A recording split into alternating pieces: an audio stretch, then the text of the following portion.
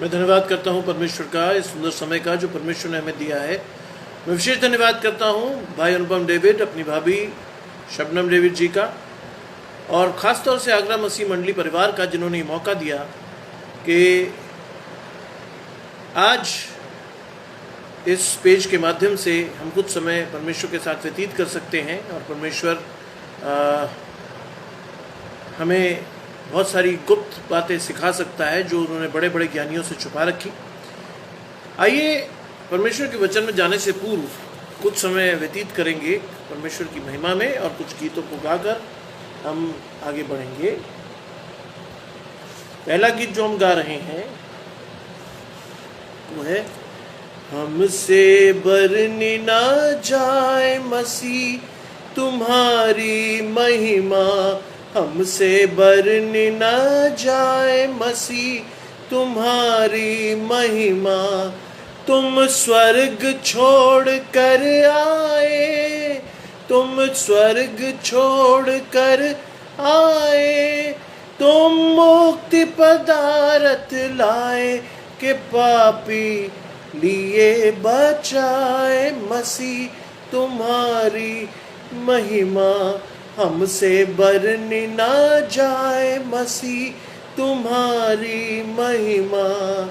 अंधों को आंखें दीना, अंधों को आंखें दीना, कोढ़िन को चंगा कीना, के मुर्दे दिए जिलाए मसीह तुम्हारी महिमा।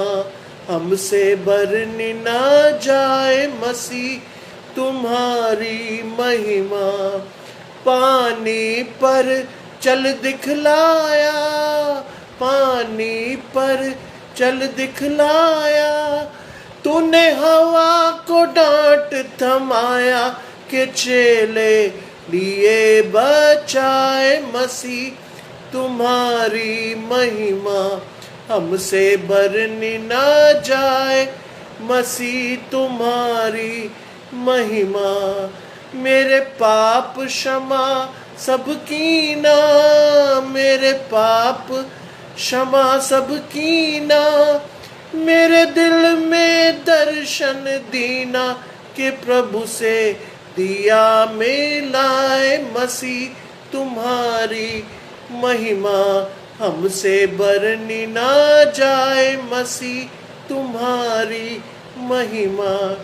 सूली पर बरछी खाई, सूली पर बरछी खाई, तूने अमृत धार बहाई, के दास सदा गुण गाए मसीह तुम्हारी महिमा। हमसे बरनी ना जाए मसीह तुम्हारी महिमा। एक और गीत से हम परमेश्वर के साथ आगे बढ़ेंगे। मुबारक है वक्ते दुआ, जब छोड़ के फिकर दुनिया का, मैं अपने बाप के पाक हुजूर मांगता हूँ जो कि है जरूर। दुआ से दुख और गम की आन तस्कीन है पाती मेरी जान। आजमाइश में मैं जीता हूँ, जब जाकर दुआ मांगता हूँ। आजमाइश में मैं जीता हूँ, जब जाकर दुआ मांगता हूँ। मुबारक है वक्ते दुआ, जब अपने बाप के वादे का यकीन कर पाता हूँ करार, और बरकत का हूँ उम्मीदवार। मेरे दीदार के तालिब हो, ये सुन मैं ढूंढता हूँ उसको कि अपनी फिक्रें सरासर डालूं दुआ में उसी पर, कि अपनी फिक्रें सरासर डालूं दुआ में उसी पर। मुबारक है वक्ते दुआ, तस्कीन मैं उससे पाऊंगा, जब तक रहूं यरदान इस पार और करूं दूर ही से दीदार। फिर खाक से उठकर मैं आसमान में दाखिल होऊंगा बाअमान। उस वक्त पुकार के कहूँगा है अलविदा वक्ते दुआ। उस वक्त पुकार के कहूँगा है अलविदा वक्ते दुआ।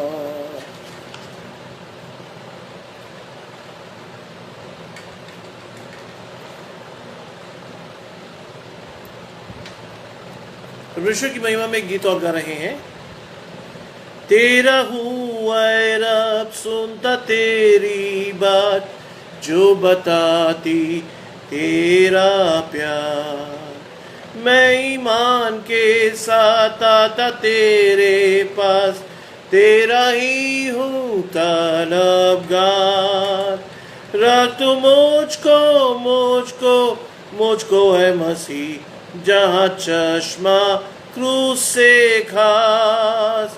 रख तू मुझको है मसीह, अपने जख्मी पहलू पास। मुझको पाकर अब की मैं तेरा काम करूं दिल से ठीक और खूब। तेरी मर्जी पाक मुझसे पूरी हो, मेरी मर्जी हो मगलूब। रख तू मुझको है मसीह, जहाँ चश्मा क्रूस से खास। रख तू मुझको है मसीह, अपने जख्मी पहलू पास। कैसी राहत खास दिल को मिलती है, जब मैं जाता पाक हुजूर। जब मैं दुआ में आता तेरे पास, तब तू करता है मसरूर। रख तू मुझको है मसीह, जहाँ चश्मा क्रूस से खास। रख तू मुझको है मसीह, अपने जख्मी पहलू पास। तेरा मीठा प्यार और भी जानूंगा, जब मैं जाऊंगा आसमान। जब मैं देखूंगा तेरे चेहरे को, तब खुश होगी मेरी जान। रख तू मुझको है मसीह, जहाँ चश्मा क्रूस से खास। रख तू मुझको है मसीह, अपने जख्मी पहलू पास। एक गीत परमेश्वर की महिमा में और गा रहे हैं।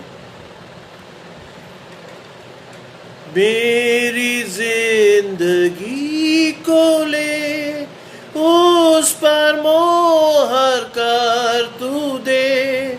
ले तू मेरे सब औकात, ता मैं करूं हम दिन रात। कर कबूल इन हाथों को, इनसे तेरी खिदमत साथ हो, पाँव को कर तू ताबेदार, अपने काम में तेज रफ्तार। मेरे कानों को तू खोल, ता मैं सुनूं तेरे बोल। मेरे होंठ कबूल फरमा, उनसे अपनी हम करवा। धन और दौलत जितनी हो, सब कुछ देता हूँ तुझको। सब दिमागी कुव्वतें ले तू अपनी खिदमत में। मर्जी भी मैं देता हूँ, तेरे ताबे होता हूँ। ले तू मेरा दिल मिस्कीन, उसमें हो तू तकनीशीन। अपने दिल का सारा प्यार तुझ पे करता हूँ निसार। मुझको ले तू सरतपा, तेरा ही मैं हूँ सदा।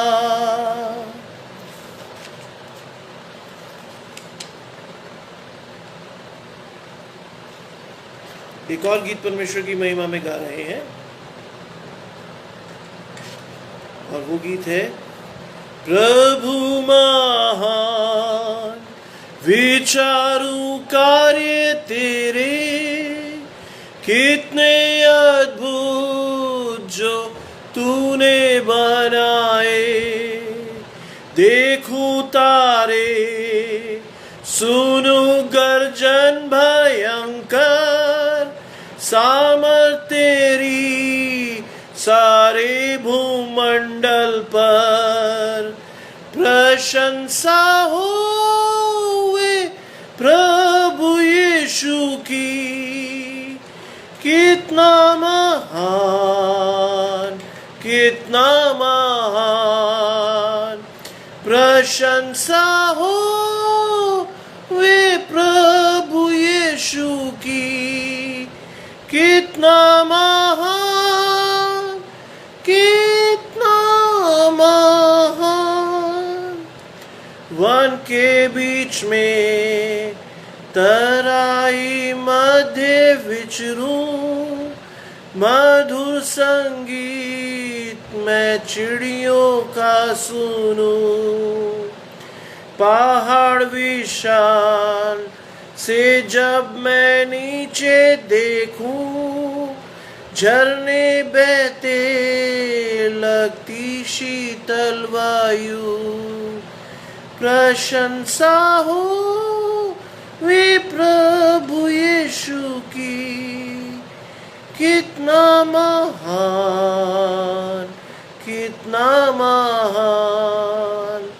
प्रशंसा हो वे प्रभु यीशु की, कितना महान, कितना महान। जब सोचता हूँ कि पिता अपना पुत्र मरने भेजा है, वर्णन से अपार।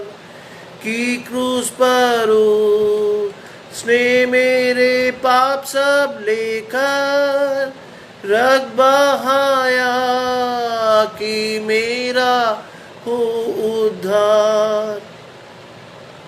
प्रशंसा हो वे प्रभु यीशु की, कितना महान, कितना महान। प्रशंसा हो वे प्रभु यीशु की, कितना महान, कितना महान। मसीह आवेगा, शब्द तुरही का होगा, मुझे लेगा जहां आनंद महान। मैं झुकूंगा साथ आदर भक्ति दीनता, और गाऊंगा प्रभु कितना महान। प्रशंसा हो वे प्रभु यीशु की, कितना महान, कितना महान। प्रशंसा हो वे प्रभु यीशु की, कितना महान, कितना महान। आइए परमेश्वर के वचन में जाने से पूर्व अपनी आंखों को कुछ समय के लिए बंद करेंगे और परमेश्वर से पवित्र आत्मा के दान को मांगकर परमेश्वर से कहेंगे, प्रभु जो वचन आप हमें देने पर है, प्रभु वो वचन सिर्फ हम सुनने वाले ना हो, बल्कि वो वचन हमारी आत्मा में, अंतरात्मा में उतरे और हम उस वचन के द्वारा आशीषित हों, हमारा घराना आशीष पाए और हम उसमें 60, 70, 100 गुना फल लाकर बताने वाले हों कि हम परमेश्वर के हैं। आइए हम प्रार्थना करें।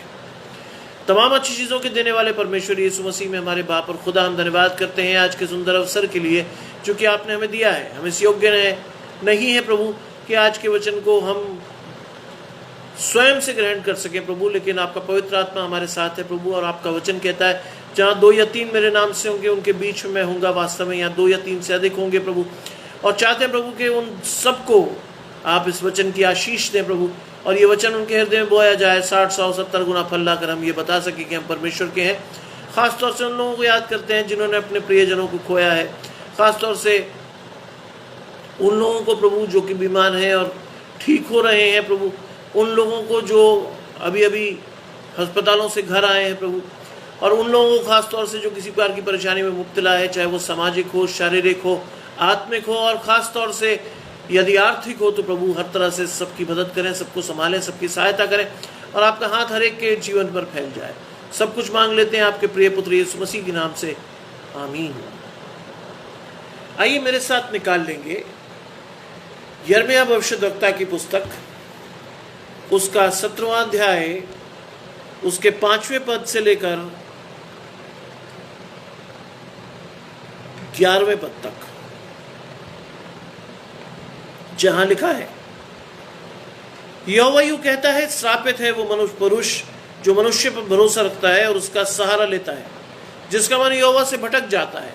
फिर निर्जल देश में अधमरे पेड़ के समान होगा और कभी भलाई न देखेगा। वो निर्जन और निर्जन तथा लोन छाई भूमि पर बसेगा। धन्य है वह पुरुष जिसका भरोसा यहोवा पर है, जिसने परमेश्वर को अपना आधार माना हो। वे उस वृक्ष के समान होगा जो नदी के किनारे लगा हो और उसकी जड़ जल के पास फैली हो। जब धूप होगी तो उसको न लगेगी और उसके पत्ते हरे रहेंगे, और सूखे वर्ष में भी उनके विषय में कुछ चिंता न होगी, क्योंकि वो तब भी फलता रहेगा। मन तो सब वस्तुओं से अधिक धोखा देने वाला है और उसमें असाध्य रोग लगा है, उसका भेद कौन समझ सकता है। मैं यहोवा मन को खोजता और हृदय को जांचता हूँ, ताकि प्रत्येक जन को उसके चाल चलन के अनुसार अर्थात उसके कामों का फल दूं। जो अन्याय से धन बटोरता है वह उस तीतर के समान होता है जो दूसरी चिड़िया के दिए हुए अंडों को सेती है। उसकी आधी आयु में ही वो उस धन को छोड़ जाता है और अंत में वो मूढ़ ही ठहरता है। आगे भी पढ़ लेंगे। हमारा पवित्र आराधनालय आदि से ऊंचे स्थान पर रखे हुए एक तेजोमय सिंहासन के समान है। हे यहोवा, हे इस्राएल के आधार, जितने तुझे छोड़ देते हैं वे सब लज्जित होंगे, और जो तुझसे भटक जाते हैं उनके नाम भूमि ही पर लिखे जाएंगे, क्योंकि उन्होंने बहते हुए जल के सोते यहोवा को त्याग दिया है। ये परमेश्वर का वचन है। परमेश्वर का धन्यवाद हो। आज का वचन जब मैं ढूंढ रहा था तो मैंने प्रार्थना की परमेश्वर से कि प्रभु ऐसा वचन दे कि जिसने कभी बाइबल पढ़ी भी ना हो,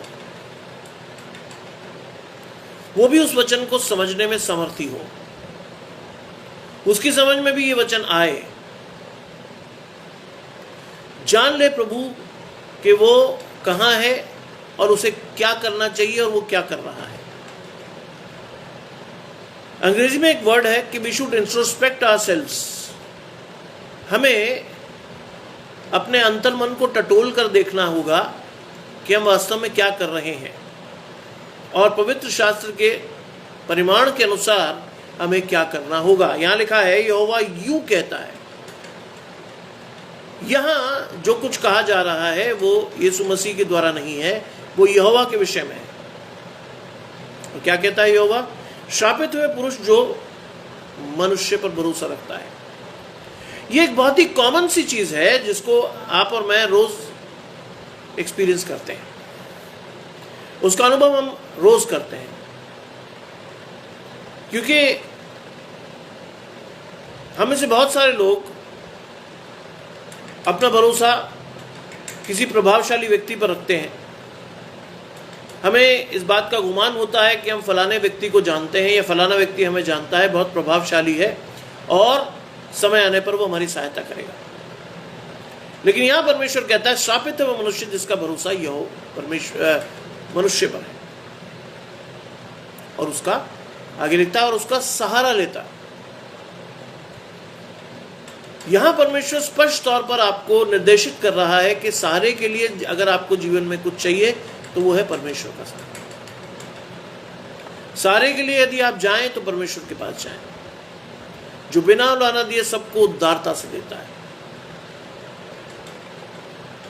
और इसीलिए परमेश्वर ने आज इस वचन को दिया है, और स्टार्टिंग में ही यहोवा यूं कहता है कि श्रापित है वो पुरुष जिसका भरोसा मनुष्य पर रहता है। आज हमें अपने आप को देखना होगा कि हम वास्तव में अपना भरोसा किस पर रख रहे हैं, क्या है हमारे भरोसे का आधार, और उस भरोसे से क्या हम जीवन में कुछ पाएंगे, क्या उस भरोसे से हमें कुछ भी हासिल होगा। और वो लिखता है जिसका मन यहोवा से भटक जाता है। आज सही बात है, आज के समय में हमें से बहुत सारे लोग कहते तो परमेश्वर परमेश्वर है, लेकिन परमेश्वर की ओर नहीं फिरते, और परमेश्वर की ओर नहीं फिरते तो शैतान बड़ी आसानी से हमारे मन को भटका लेता है, और शैतान जब हमारे मन को भटका लेता है तो हम परमेश्वर से दूर हो जाते हैं। और उस समय हम सहारे के लिए जिस चीज को ढूंढते हैं वो कई बार शैतान होता है और कई बार कोई प्रभावशाली मनुष्य। और इसीलिए यहोवा लिखता है कि श्रापित है वो मनुष्य जिसका भरोसा मनुष्य पर है। क्यों? क्योंकि उसका मन यहोवा से भटक गया है। आज मुझे और आपको चेक करते रहना होगा कि हमारा मन कहीं यहोवा से भटक तो नहीं गया है, और अगर भटक गया है तो बड़े शर्म की बात है अपने आप को मसीह कहना, क्योंकि हमारे विश्वास का आधार ही है यूहन्ना 1:1, आदि में वचन था, वचन परमेश्वर के साथ था और वचन ही परमेश्वर था।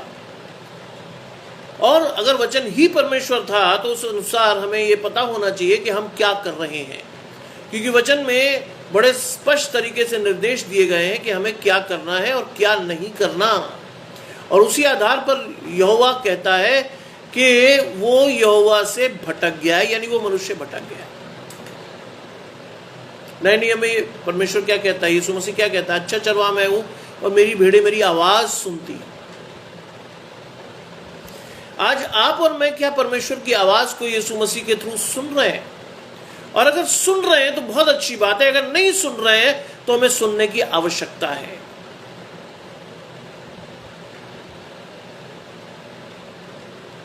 क्योंकि दिन बुरे हैं। बाइबल में लिखा जब जब तुम ये देखो तब तब ये और अधिक किया करो। क्या क्या देखो और क्या और अधिक किया करो, क्योंकि जब जब तुम चीजों को बिगड़ते हुए देखो तब तब परमेश्वर की ओर और अधिक फिरो। लेकिन शायद हम परमेश्वर की ओर आज नहीं फिर रहे। शायद हमारा भरोसे का आधार कोई प्रभावशाली मनुष्य है, आज हमारे भरोसे का आधार धन है, आज हमारे भरोसे का आधार कोई भी हो सकता है, लेकिन शायद परमेश्वर की ओर हम नहीं देख रहे। बाइबल आपको क्या कहती है? बड़े स्पष्ट रूप में एक आयत बाइबल में आपको निर्देशित करती है, जिसने यहोवा की ओर देखा उसका मुंह कभी काला न होने पाया। इस बात का जीवंत प्रमाण मैं हूं।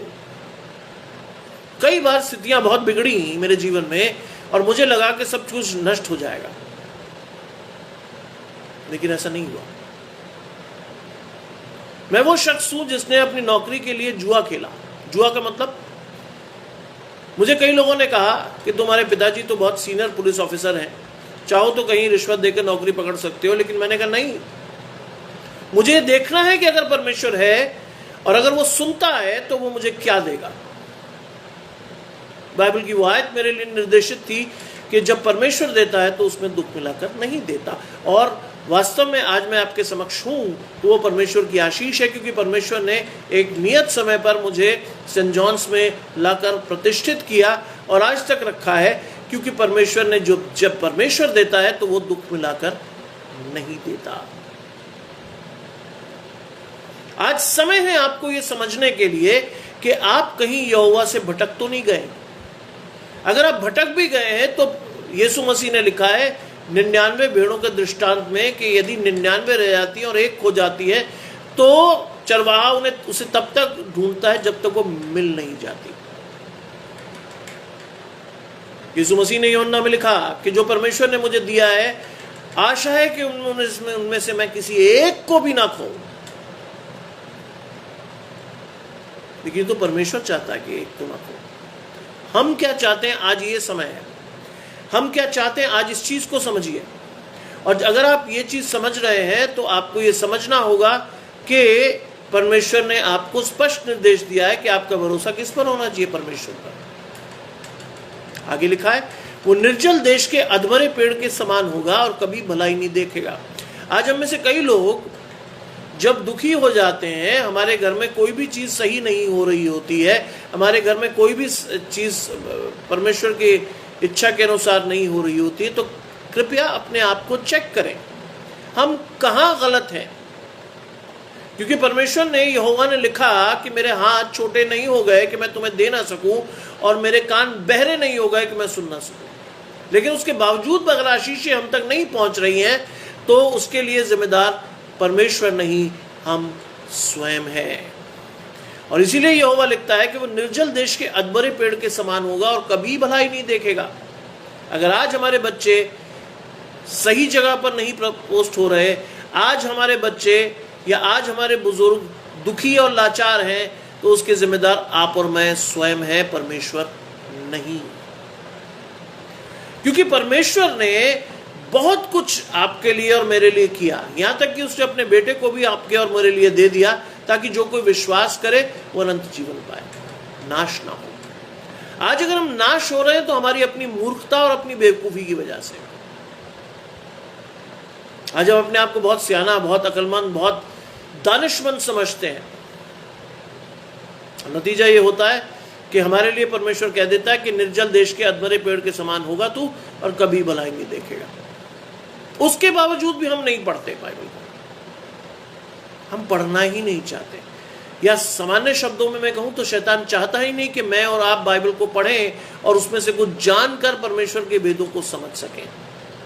अगर मैं और आप परमेश्वर के वेदों को नहीं समझ पाएंगे तो वास्तव में हमारी स्थिति क्या होगी? हम उस अंधे के समान होंगे जो किसी और को रास्ता नहीं दिखा सकता।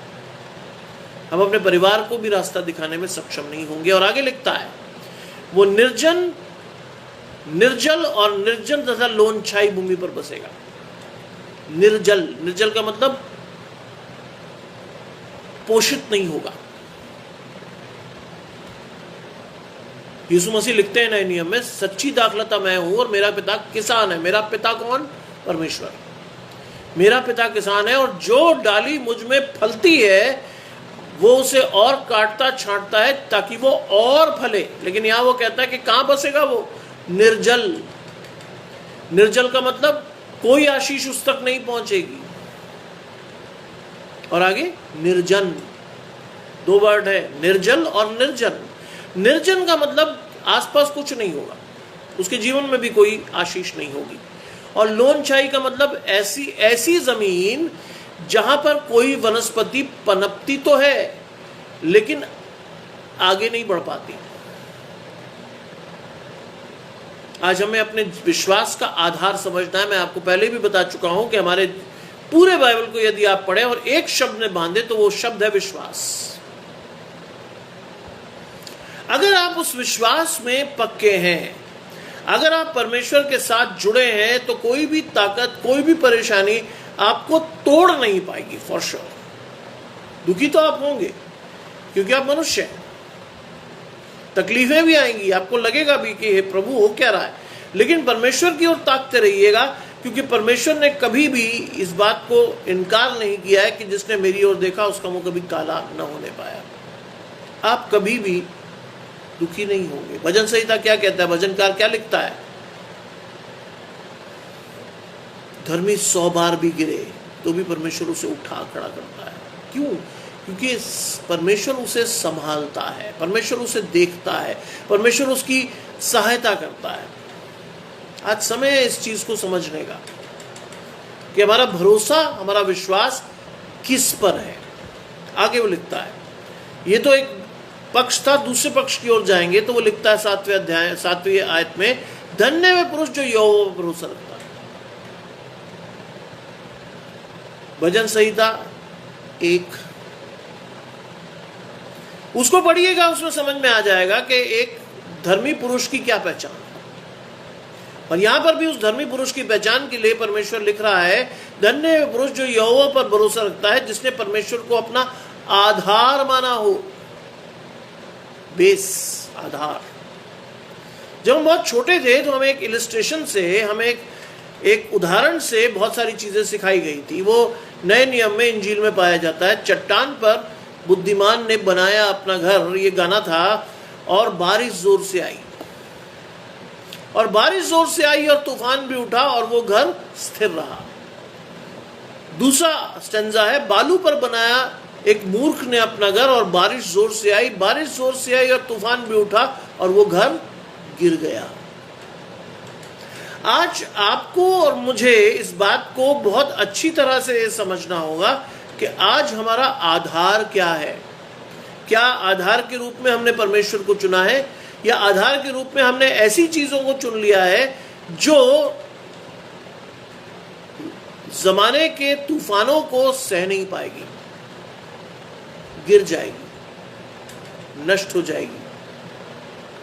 आज आपको और मुझे इस बात को बहुत अच्छी तरह से समझना होगा कि हमारे जीवन में हमारे परिवार का आधार हमने क्या चुना है as a head of the family. परिवार के आधार के रूप में हमने चुना क्या है अपने बच्चों के लिए, परिवार के आधार के रूप में हम चाहते क्या है अपने बच्चों के लिए, और किस तरह से हम चाहते हैं। और यह लिखा है कि जिसने परमेश्वर को अपना आधार माना हो वह उस वृक्ष के समान होगा जो नदी के किनारे लगा हो और उसकी जड़ जल के पास फैली हो। वो व्यक्ति है, उस वृक्ष के समान है जो नदी के किनारे लगा हो। नदी का मतलब जो रोज परमेश्वर के वचन को पढ़ता हो, उससे पोषित होता हो। आज बड़े ध्यान से अपने आप को आपको देखना है कि आप क्या उस वृक्ष के समान हैं जो बहती हुई नदी के किनारे लगाया गया हो। भजनकार लिखता है कि वो बहती हुई नदी किनारे लगाया गया और उसके पत्ते कभी नहीं मुरझाते। क्यों?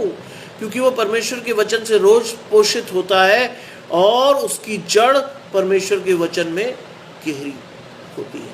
आदि में वचन था, वचन परमेश्वर के साथ था, वचन ही परमेश्वर था। आज इस चीज का जो तीसरा हिस्सा है उसको आपको समझना है कि वचन ही परमेश्वर है, और ये वचन परमेश्वर ने आपको रख कर दिया है मिट्टी के उन पात्रों में जिस तक आपकी पहुंच बहुत आसान है। परमेश्वर ने चाहा कि ये वचन आप तक पहुंचे, पहुंचा भी। लेकिन प्रश्न ये है कि परमेश्वर ने हमें साथ में एक और चीज भी दी है जिसका दुरुपयोग हम बहुत खूबसूरती से करते हैं। परमेश्वर ने हमें चुनने की स्वतंत्रता दी है, और आज हम अपने आप के लिए ये देखें कि हमने वास्तव में क्या चुना है अपने और अपने परिवार के लिए। और अगर हमने अपने परिवार के लिए परमेश्वर को चुना है तो हमारा आधार परमेश्वर है। अगर नहीं तो दूसरी चीज जो है वो बहुत ही खतरनाक है, शैतान। अगर हमने शैतान को आधार चुना है तो एक कुछ समय के लिए हम बहुत अपने आप को पोषित पाएंगे, बहुत अच्छी स्थिति में पाएंगे, लेकिन एक स्टेज के बाद जाकर जब हम गिरेंगे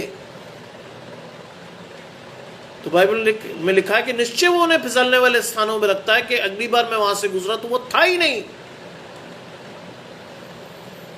हम पोषित तो होते हैं, हम बढ़ते तो हैं, लेकिन परमेश्वर हमें फिसलने स्थानों पर रखता है कि हम गिरकर नष्ट हो जाए।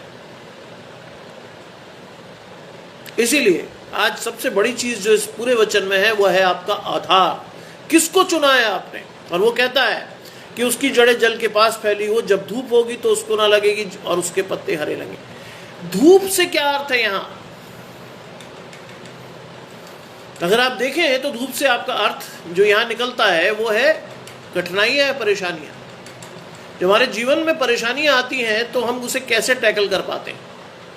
कई लोग तो घबरा जाते हैं, कई लोग दुखी हो जाते हैं, कई लोग परमेश्वर को कोसते हैं। लेकिन जिनका आधार परमेश्वर है वो परमेश्वर की ओर ताकते हैं, परमेश्वर से मांगते हैं और परमेश्वर के सामने नतमस्तक होकर अपने आपे का इनकार करते हैं कि परमेश्वर जो कुछ करे वो उनके लिए बेहतर होगा। बाइबल में लिखा है कि यदि कोई मेरे पीछे आना चाहे तो वो अपना क्रूस उठाए और मेरे पीछे हो ले और अपने आपे से इनकार करे। बाइबल में लिखा है, इवन यीशु मसीह ने भी कई बार कहा परमेश्वर के सामने, मेरी नहीं बल्कि तेरी इच्छा पूरी हो। आज क्या इतना दम है हम में कि हम परमेश्वर से ये कह सकते हैं कि परमेश्वर तेरी इच्छा पूरी हो? क्योंकि परमेश्वर की इच्छा सर्वोपरि है। जिसने परमेश्वर की इच्छा को अपने जीवन में माना सर्वोपरि, उसका मुंह कभी काला ना होने पाया। और यहां लिखा है जब धूप होगी तो उसको ना लगेगी और उसके पत्ते हरे रहेंगे। कोविड का समय गुजरा, आसपास मैंने कई मौतों को देखा, कई जवान मौतों को भी देखा। और उन्हीं दिनों परमेश्वर ने ये आशीष मुझे दी कि मैं ऑनलाइन प्रचार में परमेश्वर की सेवा के लिए उतर सकूं, क्योंकि कोई काम नहीं था, करने को कुछ नहीं था। परमेश्वर ने एक काम दिया और परमेश्वर ने कहा कि तू बाहर नहीं जा सकता, लेकिन तू यहीं से मेरी सेवा करेगा। की मैंने, और मुझे बड़ा आश्चर्य हुआ कि मेरा जैसा व्यक्ति जिसने बाइबल को कभी पूरा नहीं पढ़ा, मेरा जैसा व्यक्ति जो जिसके सामने बाइबल के बहुत सारे वेद अभी भी छुपे हैं, परमेश्वर ने धीरे धीरे करके एक एक वेद को खोला और परमेश्वर ने ये मौका दिया कि जो भी वचन परमेश्वर मुझसे बुलवाए वो कभी रिपीट ना हो। उससे ज्यादा खुशी की बात यह थी कि परमेश्वर ने हाँ और आमीन के साथ जो वचन मुझे दिया, यकीन कीजिए मैंने आज तक किसी भी वचन की एक लाइन भी अपनी किताब या कॉपी में नहीं लिखी, क्योंकि मेरा काम नहीं है, ये परमेश्वर का काम है। जब परमेश्वर देता है तो वो दुख में लाकर नहीं देता। परमेश्वर का वचन जब हमारे पास पहुंचता है तो वो अपना काम स्वयं करता है, हम तो मात्र माध्यम है। मैंने ये माना और परमेश्वर से कहा, प्रभु जब मुझे पहली बार बोलना था मैंने कहा भाई मैं बहुत नर्वस हूँ प्रभु, क्या कहूँगा। मेरे सामने तुरंत एक आयत आई और वो आयत थी कि मूसा ने भी कहा था कि मैं तो बोलने में बहुत ही भद्दा हूं। परमेश्वर का नहीं, तू ही करेगा। और आज लगभग 350 से ऊपर परमेश्वर के वचन को मैं बांट चुका हूं। मेरे लिए बहुत खुशी की बात है कि मैं परमेश्वर के लिए इस्तेमाल हो रहा हूं। जो टैलेंट परमेश्वर ने मुझे दिया था पढ़ाने का, उसका इस्तेमाल परमेश्वर ने यहां लिया और उसके लिए मैं बहुत धन्यवाद करता हूं परमेश्वर। ये मेरे लिए बहुत खुशी की बात है, मेरे परिवार के लिए बहुत खुशी की बात है कि लोग मुझे चुनते हैं। भाई अनुपम हर महीने मुझे 2-3 बार मौका देते हैं। ये उनका बड़प्पन है कि मुझ जैसे व्यक्ति को जिसके पास कोई थियोलॉजी की डिग्री नहीं है, उसको भी वो इस योग्य मानते हैं कि परमेश्वर के वचन को बांट सके। बहुत खुशी की बात। मैं इस योग्य नहीं हूं, लेकिन परमेश्वर कहता है कि परमेश्वर ने मूर्खों को चुन लिया कि वो ज्ञानवानों को लज्जित करें। मेरे लिए खुशी की बात है कि परमेश्वर ने मुझे चुना और उस दौर में भी परमेश्वर ने हर वो चीज जिसकी आवश्यकता मुझे थी, मेरे परिवार को थी, दी। और यहां से मैं इस बात को कह सकता हूं बड़े विश्वास से कि जब धूप होगी तो उसको ना लगेगी और उसके पत्ते हरे होंगे। आज के समय में भी मेरे पर पत्ते हरे हैं क्योंकि परमेश्वर मेरे साथ खड़ा है। जब परमेश्वर हमारी ओर है तो हमारा विरोधी कोई नहीं हो सकता। आगे लिखा है, सूखे वर्ष में भी उनके विषय में कोई चिंता ना होगी क्योंकि वह तब भी फलता रहेगा। यानी बुरी कंडीशन में भी या बुरे समय में भी परमेश्वर के लोगों को या परमेश्वर के जनों को किसी भली वस्तु की घटी नहीं होगी। फॉर श्योर, ये वो आश्वासन है जो मैं नहीं दे रहा, ये वो आश्वासन है जो परमेश्वर का वचन आपको स्वयं दे रहा है। सवाल यह है कि मैं और आप परमेश्वर के वचन को पढ़ते कैसे हैं, परमेश्वर के वचन को आप अपने जीवन में लेते कैसे हैं। और अगर आप परमेश्वर के वचन को सही तरह से उतारते हैं तो आपके लिए बहुत खुशी की बात है, लेकिन अगर नहीं है तो पढ़ना शुरू कीजिए परमेश्वर के वचन को और मांगिए परमेश्वर से उस आशीष को जो परमेश्वर बिना उलाना दिए उदारता से आपको देगा। परमेश्वर के वचन की समझ। हम चर्च जाते हैं प्रभु से मिलने, क्योंकि वहां बहुत से लोग होते हैं और परमेश्वर का पवित्र आत्मा कहता है जहां 2 या 3 होंगे वो उनके बीच में मैं होगा। लेकिन हम किस उद्देश्य से चर्च जाते हैं ये आज हमें समझना होगा। हमारा उद्देश्य क्या परमेश्वर से कुछ मांगना है? हमारा उद्देश्य क्या परमेश्वर से उन शारीरिक आशीषों को मांगना है जो सब लोग मांगते हैं? नहीं। बहुत इंपॉर्टेंट चीज है, अगर आपको परमेश्वर से कुछ मांगना है तो सिर्फ एक चीज मांगिए, बुद्धि, ज्ञान। बुद्धि ज्ञान का मूल है। मैं नहीं कह रहा ऐसा, नीति वचन में लिखा है। और जो उसको पकड़े रहते हैं वो उनको जीवन का मुकुट देती है। आज मैं अपने बच्चों से ये कहता हूं कि प्रभु से जब भी कुछ मांगो तो कोई गाड़ी, कोई बंगला, कोई ऐसी चीज मत मांगो। परमेश्वर से मांगो प्रभु बुद्धि दे, बस, और कुछ नहीं। और परमेश्वर जो बुद्धि देगा वो हमारी समझ से परे है। बहुत से वो भेद जो हमने शायद नहीं देखे हमारे बच्चों तक खुल जाएंगे, क्योंकि उन्होंने मांगा परमेश्वर से। बाइबल कहती है ये बात कि मांगो तो दिया जाएगा, ढूंढो तो पाओगे, खटखटाओ तो खोला जाएगा। आज हम क्या मांग रहे हैं परमेश्वर से? क्या बंगला, क्या नौकरी या कार? नहीं, सिर्फ मांगी बुद्धि जो बिना औलाना दिए परमेश्वर आपको देगा, और उसके साथ सब चीजें आपके साथ लग कर आएंगी। मैंने शुरू में बताया मैंने अपने जीवन के साथ जुआ खेला। कई बार मुझे नौकरी मिली हुई, लेकिन जब रिश्वत मांगी गई तो मैंने हाथ जोड़कर मना कर दिया। मेरे कई मित्रों ने मुझे ये कहा कि तू अपने जीवन से खेल रहा है। मैंने कहा बिल्कुल खेल रहा हूं, लेकिन मुझे ये देखना है कि अगर परमेश्वर है तो वो क्या देगा मुझे। नियत समय में आकर परमेश्वर ने जो दिया वो मेरी पहुंच से बहुत बाहर था, क्योंकि मैं सेंट जॉन्स में कभी पढ़ा नहीं, आगरा से बाहर का था। लेकिन परमेश्वर ने अगर चुन लिया आपको तो वो हर जगह पर आपको शिरोमणि करेगा। ऐसा मैं नहीं कह रहा, आपका वचन, परमेश्वर का वचन कहता है और लिखा है। वो तब भी फलता रहेगा। इन गुड और bad days God will be with you. सुबह और शाम परमेश्वर हमेशा एक सा है, लेकिन हम एक से नहीं है। बाइबल कहती है, एक गाना हम गाते हैं, वो बदलता नहीं है लेकिन हम बदलते हैं। वो तो हमेशा एक सा है, हम बदलते हैं। आज हमें अपने आप को देखना है कि हम परमेश्वर के लिए क्या कर सकते हैं, परमेश्वर के वचन को हम कैसे ग्रहण करते हैं, परमेश्वर के वचन से हम क्या पढ़कर लाभान्वित होते हैं, और परमेश्वर के वचन को यदि हम आधार मानते हैं तो हम और हमारा परिवार उससे कैसे लाभान्वित होता है। और यहाँ पर परमेश्वर और आगे बढ़ा और उसने लिखा, मन तो सब वस्तुओं से अधिक धोखा देने वाला है और उसमें असाध्य रोग लगा है।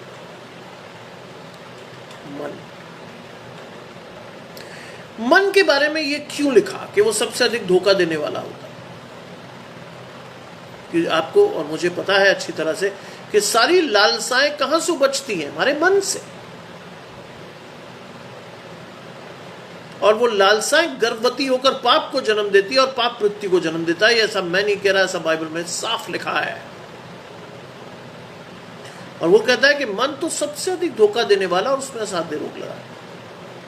असाध्य रोग का मतलब, हम जब आसपास के लोगों को देखते हैं, हम जब आसपास में कुछ भौतिक चीजों को देखते हैं तो हमारा मन भी डोलता है और हम उसे पाने की भरसक कोशिश करते हैं। और नतीजा क्या होता है? एक स्टेज के बाद हम जो है उस लालसा से प्रेरित होकर पाप को करते हैं, तरह तरह के गलत काम करते हैं, और वो लालसा गर्भवती होती है, पाप को जन्म देती है और पाप मृत्यु को जन्म देता है।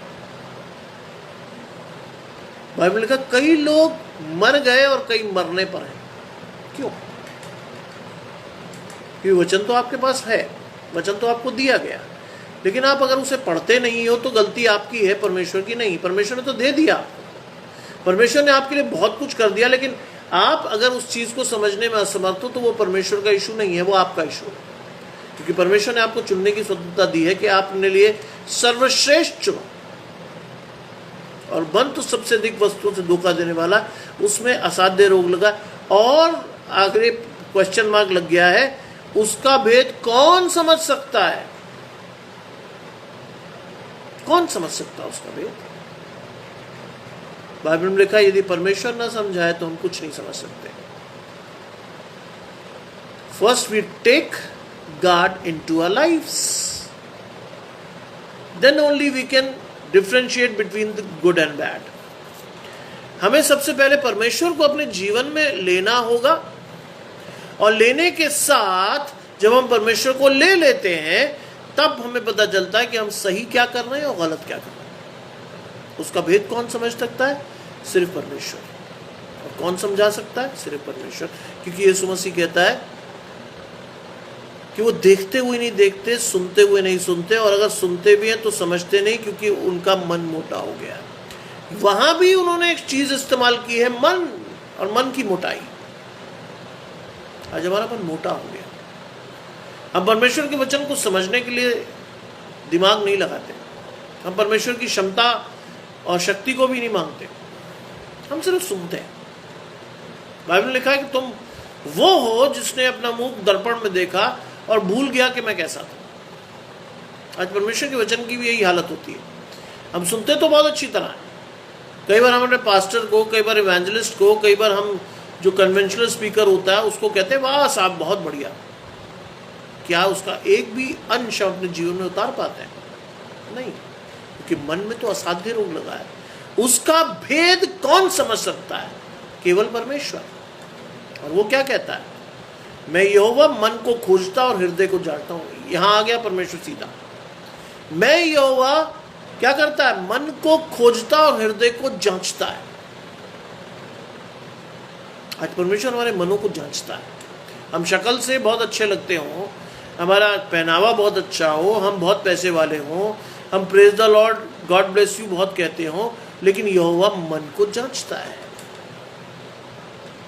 हम संसार को धोखा दे सकते हैं बहुत अच्छी तरह से, लेकिन परमेश्वर को धोखा नहीं दे सकते, कभी नहीं। क्योंकि परमेश्वर लिखता है कि वो मन को खोजता और हृदय को जांचता है। आज समय है कि आप दुनिया को बेवकूफ बना रहे हैं तो बिल्कुल बनाएं, बहुत अच्छी बात है, लेकिन परमेश्वर को बेवकूफ नहीं बना सकते, क्योंकि परमेश्वर मन को खोजता और हृदय को जांचता है। और आगे लिखता है ताकि प्रत्येक जन को उसकी चाल चलन के अनुसार अर्थात उसके कामों का फल दे। न्याय के दिन की स्थिति एक बार फिर से दोहरा दूं आपके सामने। वो लोगों को अलग करके बाईं ओर वालों से कहेगा कि मैं तुम्हें नहीं जानता। वो कहेंगे प्रभु हमने तेरे नाम से बहुत कुछ किया। उसने कहा मैंने तुम्हें नहीं जाना।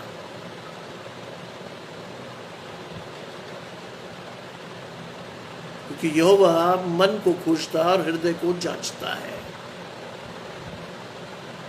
है ना। आज समय है इस चीज को समझने का, आज समय है इस चीज को जानने का। हमें से बहुत सारे लोग 50, 60, 70, 80 वर्ष के हैं, लेकिन शायद उतना हमारा आध्यात्मिक कद है। इस चीज पर विचार कीजिएगा।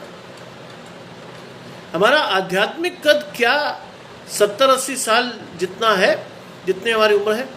या हो सकता है मेरा इस समय जो मेरी आयु है वो 51 वर्ष है, और हो सकता है मेरा आध्यात्मिक कद 2 वर्ष का हो। इसलिए पौलुस लिखता है कि तुम अभी भी दूध की लालसा करते हो। आज भी हम दूध की लालसा करते हैं। ठोस वचन, स्ट्रेट वचन हमें हजम नहीं होता,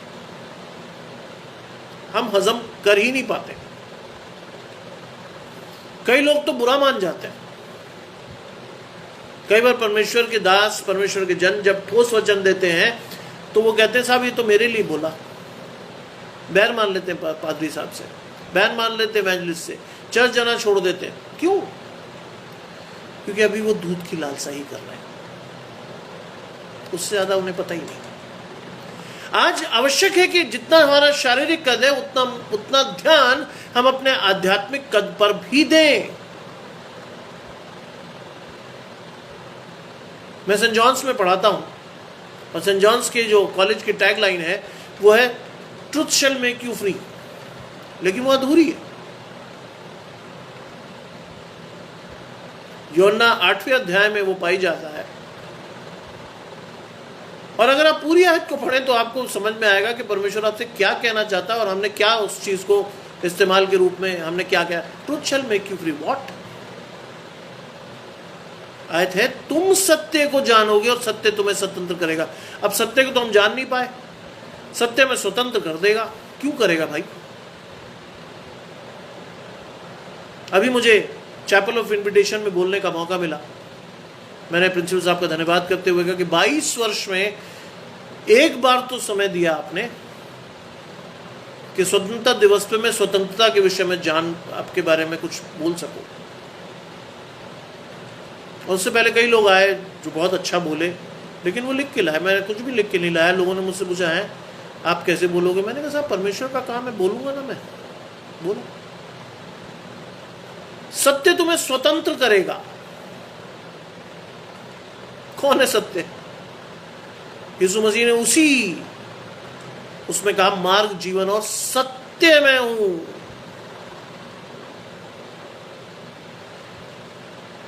जो मुझ पर विश्वास करता है वो कभी भूखा ना होगा और कभी प्यासा नहीं होगा। आज हमें आध्यात्मिक स्वतंत्रता की कोई चिंता नहीं। हमारे शारीरिक स्वतंत्रता के लिए हमने 75वां स्वतंत्रता दिवस मना लिया, बहुत खुश रहे, हम स्वतंत्र हो गए। लेकिन क्या आध्यात्मिक रूप से स्वतंत्र है? ये वो प्रश्न है जिसके बारे में आपको निरंतर अपने आप को जवाब देते रहना होगा। ये लिखा है प्रत्येक जन को उसकी चाल चलन के अनुसार उसके कामों का फल दो। जो अन्याय से धन बटोरता है वो उस तीतर के समान होता है जो दूसरी चिड़िया के दिए हुए अंडों को सेती। इतना साफ लिखा है, इससे ज्यादा साफ शायद कहीं किसी वचन में नहीं लिखा। जो अन्याय से धन बटोरता है, अगर हम किसी के हक को मारते हैं तो परमेश्वर हमारे लिए सजा भी तजवीज कर रहा है, और वो कहता है कि वो उस तीतर के समान है जो दूसरी चिड़िया के दिए हुए अंडों को सेती। हम किसी का हक मार के उसके अधिकार को तो ले लेते हैं, लेकिन सजा भी पाते हैं। सजा क्या थी? उसकी आधी आयु में ही वो उस धन को छोड़ जाता है। क्या लिखा है परमेश्वर ने? नहीं नियम में किसी धनवान के घर बहुत उपज हुई और उसने कहा कि मैं उस धन के लिए, उस उपज के लिए बड़ी बखारियां बनाऊंगा और अपने प्राण से कहूंगा हे मेरे प्राण, चिंता छोड़ और सुख से रह, तेरे पास खाने को बहुत है। प्रभु ने क्या कहा? हे मूर्ख, तेरा प्राण आज ही रात तुझसे ले लिया जाएगा। हम धन तो बहुत जोड़ते हैं और उसमें हम ये भी भूल जाते हैं कि भाई हम उस कैसे जोड़ रहे हैं। अगर आपको वाकई धन जोड़ना है, कुछ जोड़ना है, तो आप परमेश्वर से मांगिए। परमेश्वर आपको, बाइबल में लिखा है, मैं जानता हूं तुम्हें इन चीजों की आवश्यकता है, मुझसे मांगो और देखो मैं तुम्हें देता हूं कि नहीं। आपके सामने मैं बैठा हूं, मुझे कोई भी छोटी से छोटी चीज की जरूरत होती, कभी भी, मैं परमेश्वर कहता प्रभु कैसे आएगा? परमेश्वर रास्ता बना के देता है। कई बार ऐसा होता है कि शैतान आजमाता है। मेरे एक मित्र ने, जो कि बहुत अच्छा आईटी प्रोफेशनल है, उसने मुझे कहा अरे यार तू अपने लड़के को बीए करा रहा है, क्या कर दिया? जाहिर सी बात है कि दुखी होने का समय था। अजीब लगा कि एक मेरे अभिन्न घनिष्ठ मित्र ने मुझे कहा कि भाई बीए एट क्या करेगा जीवन में। थोड़ा बुरा लगा, बाइबल की तरफ मुड़ा। तेरी राह के लिए रोशनी, तेरे मार्ग के लिए उजियारा है। पढ़ा बाइबल में क्या है, 2 आयतें तुरंत निकल के आई। तुम चिंता करके अपने जीवन की एक भी कड़ी नहीं बढ़ा सकते। भजनकार लिखता है कि मैंने धर्मी के बच्चों को कभी टुकड़े मांगते हुए नहीं देखा ना। इस बात ने मुझे उत्साहित किया और मैंने अपने बेटे से कहा और मेहनत कर, देख परमेश्वर तुझे क्या देगा। क्योंकि तीसरी आयत जो मेरे सामने बार बार आती है वो ये है, जिसने परमेश्वर की ओर देखा उसका मुंह कभी भी काला ना होने पाया, कभी नहीं होगा। मैंने अपने बेटे को समझाया कि तू परमेश्वर की ओर देखता रहे, तेरे मुंह कभी काला नहीं होगा। मेरा बेटा, मुझे बड़ी खुशी होती कि सुबह जब संडे होता तो सबसे पहले भाग के चर्च पहुंचता। उसे परमेश्वर के वचन को पढ़ने का बहुत शौक है, बड़े विश्वास से वो परमेश्वर के वचन को पढ़ता है। और मुझे कहता है कि जब मैं वहां खड़ा होता हूं तो जो शांति मुझे प्राप्त होती है, शायद वो जीवन में मुझे कभी नहीं मिल सकती। परमेश्वर का वचन कहता है कि परमेश्वर के वचन की ड्योढ़ी पर खड़े रहना 1000 वर्ष से उत्तम है। मैं और आप परमेश्वर के भवन को कैसे देखते हैं? सिर्फ एक रस्म, संडे में 2 घंटे बस, या कुछ और? क्योंकि हमारे लिए लिखा है जो अन्याय से धन बटोरता है वो आधी आयु में उस धन को छोड़ जाता है और अंत में वो मूढ़ ठहरता है, मूर्ख। आज मैं और आप कहीं मूर्ख तो नहीं है? तो धन तो बटोरे जा रहे हैं, लेकिन वो किसका होगा शायद हमें नहीं पता। और वो लिखा है कि जब जो धन तूने जोड़ा वो किसका होगा, लोग उसके लिए फंदे लगाएंगे, लगाते हैं। आज समय है आपको ये चीज समझने की कि जीवन में अगर आप समझते हैं परमेश्वर को तो हर चीज में आप परमेश्वर की ओर देखें। चाहे आपको धन चाहिए हो, चाहे आपको सम्मान चाहिए हो, चाहे आपको कुछ भी चाहिए हो, ask God and it will be given unto you. मांगिए परमेश्वर से। मेरे एक मित्र ने, जब मैं सहारनपुर से यहाँ आया और जब मैं सेंट जॉन्स में प्लेस हुआ तो मेरे मित्र का प्रश्न बड़ा अटपटा था। उसने मुझे क्या कहा, वो मेरे लिए आज भी मार्गदर्शक है। उसने मुझे कहा कि यार देख, तू आदमी तो बहुत टेढ़ा था, बिल्कुल। रिश्वत तूने दी नहीं होगी? मैंने बिल्कुल नहीं। लेकिन यार इतना प्रतिष्ठित कॉलेज नॉर्थ इंडिया का तुझे मिला कैसे? मेरा जवाब तब भी वही था जो आज मैं आपके साथ शेयर कर रहा हूं। जिसने परमेश्वर की ओर देखा उसका मुंह कभी भी काला नहीं होने पाया। बोले हैं। मेरे एक और मित्र ने मुझे पूछा, तेरी कोई जुगाड़ थी? मैं मुस्कुराकर बोला कि भाई, जो आदमी आगरा जीवन में पहली बार जा रहा हो, जो वहां किसी को जानता ना हो, उसकी क्या जुगाड़ होगी सिवाय परमेश्वर के? उसने कहा ये कैसे हो सकता है इस समय में? मैंने कहा परमेश्वर के सब संभव है, एक बार मांग कर तो देखो। हाँ, मैंने ये जरूर था कि मैंने 3-4 इंटरव्यू में जब सिलेक्शन पाया तो उसमें जब रिश्वत की डिमांड हुई, आई सेड नो। जो अंत तक धीरज धरे रहेगा जीवन का मुकुट उसे मिलेगा। मैंने धीरज धर के ये देखना था कि परमेश्वर देता क्या है। दिया परमेश्वर ने, और जब परमेश्वर देता तो उसमें दुख नहीं मिलाता, फॉर श्योर। आगे लिखा है, हमारा पवित्र आराधनालय आदि से ऊंचे स्थान में रखे हुए एक तेजोमय सिंहासन के समान है। हमारा पवित्र आराधनालय, क्या चीज? हमारा पवित्र आराधनालय हमारा शरीर एक तेजोमय सिंहासन के समान है। परमेश्वर ने हमारे शरीर को बहुत अच्छी तरह से बनाया, परमेश्वर की महिमा के लिए बनाया। और वो लिखा है, हे यहोवा, हे इज़राइल के आधार, जितने तुझे छोड़ देते वो सब लज्जित होंगे। Very good. इससे बड़ा और डायरेक्ट वचन तो है ही नहीं। जितने तुझे छोड़ देते हैं वो सब लज्जित होंगे। मैं नहीं कह रहा ये, परमेश्वर साफ तौर पर आपको कह रहा है कि जितने मुझे छोड़ देंगे वो सब लज्जित होंगे।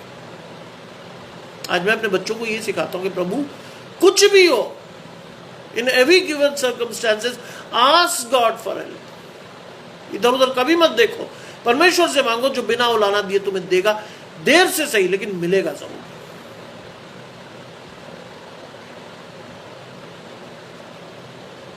आज ये वचन सिर्फ सुनने का नहीं है, उस पर अगर आप चलेंगे तो आप और आपका घराना आशीष पाएगा। वो लिखता है जितने उसे छोड़ देते हैं वो लज्जित होंगे, और जो तुझ से भटक जाते हैं उनका नाम भूमि पर ही लिखा जाएगा। बस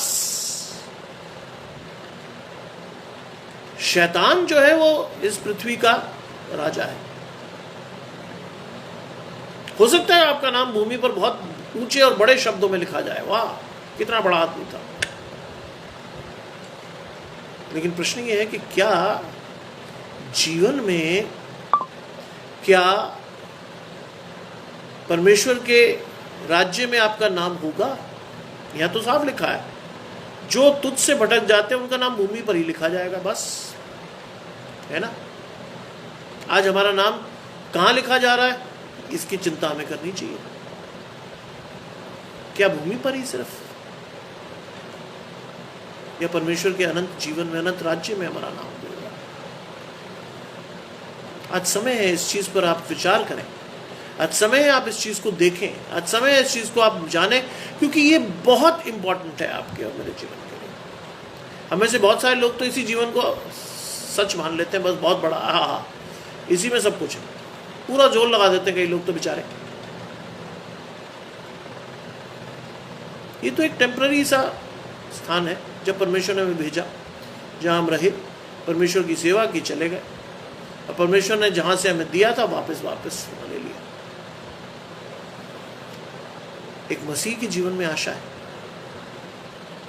जब हम मरते भी हैं तो हमारे जीवन में आशा है कि हम जमीन में बोए जाते हैं, क्योंकि अंतिम दिन परमेश्वर हमें जिला उठाएगा। और ये वो आशा है जिसके लिए परमेश्वर कहता है जितने तुझसे भटक जाते हैं उनका नाम पृथ्वी पर ही लिखा जाएगा, और क्योंकि उन्होंने बहते जल के सोते ही यहोवा को त्याग दिया। यस, उन्होंने उस आधार को ही त्याग दिया है जिस आधार पर उनका जीवन अनंत जीवन के लिए सिलेक्ट होता या दिया जाता, वो आधार ही खत्म कर दिया। भजन संहिता 1:1 में क्या लिखा है कि वो बहती हुई नालियों के किनारे या सोतों के किनारे लगाया जाता है और उसके पत्ते कभी नहीं मुरझाते, क्योंकि वो परमेश्वर के वचन से पोषित होकर लगातार परमेश्वर की आशीषों से आशीषित होता है। और यहां वो लिखता है अंतिम आयत में, क्योंकि उन्होंने बहते जल के सोते यहोवा को त्याग दिया। आज आपको और मुझे ये समझना है कि हमने क्या परमेश्वर को त्याग दिया है। अगर त्याग दिया है तो मैं फिर उस चीज पर आपका जोर दिलवाना चाहूंगा, क्योंकि परमेश्वर का छोड़ देना बहुत ही गजबनाक बात है। यीशु मसीह भी जब क्रूस पर थे तो परमेश्वर ने एक समय आकर उसे छोड़ दिया, और परमेश्वर यीशु मसीह को भी कहना पड़ा, एलोही एलोही लामा शबक्तनी, हे मेरे परमेश्वर तूने मुझे क्यों छोड़ दिया। आज आपको ये देखना है कि आप वास्तव में कहाँ हैं, क्या कर रहे हैं और आपको क्या करना चाहिए। बाइबल को निरंतर पढ़िए, क्योंकि वचन ही परमेश्वर है। उस आधार पर अपने जीवन में आगे बढ़ते हुए परमेश्वर से उन आशीषों को प्राप्त कीजिए जिन्हें देने की शपथ परमेश्वर ने आपसे खाई है। आइए हम प्रार्थना करें। तमाम अच्छी चीज़ों के देने वाले परमेश्वर यीशु मसीह में हमारे बाप और खुदा, हम धन्यवाद करते हैं सुंदर वचन के लिए। प्रभु, मैं जानता हूँ प्रभु कि अगर मैं इसके बाद कुछ सोचूंगा भी तो शायद मैं इस वचन को दोबारा रिक्रिएट न कर पाऊँ, क्योंकि ये आपकी ओर से मैं माध्यम था, आपने इस्तेमाल किया, धन्यवाद करता हूँ। चाहता हूँ प्रभु और अधिकाई से इस्तेमाल करें, जिससे कि हम कभी भी अपने आप को इस रूप में ना देखें कि हम परमेश्वर से अलग हो गए। हमें और छांटें जिससे हमारे आशीषों के लिए लगातार इस्तेमाल होते रहें। चाहता हूँ प्रभु कि मुझे और इस्तेमाल करें, जिससे कि मैं और अधिक तरीके से परमेश्वर के राज्य के लिए इस्तेमाल हो, मैं और मेरा घराना और जितने भी लोग हम वृहद परमेश्वर का परिवार है, सब आशीष पाएं, और उनमें से एक को भी हम ना खोएं। हम में से हर एक जन अनंत जीवन का वारिस हो, और धन्यवाद करते हुए हम जिंदगी में आगे बढ़ने वाले हो। सब कुछ मांग लेते हैं आपके प्रिय पुत्र यीशु मसीह के नाम से, सुने और ग्रहण करें। आमीन। आपको मेरे और मेरे परिवार की ओर से जय मसीह की।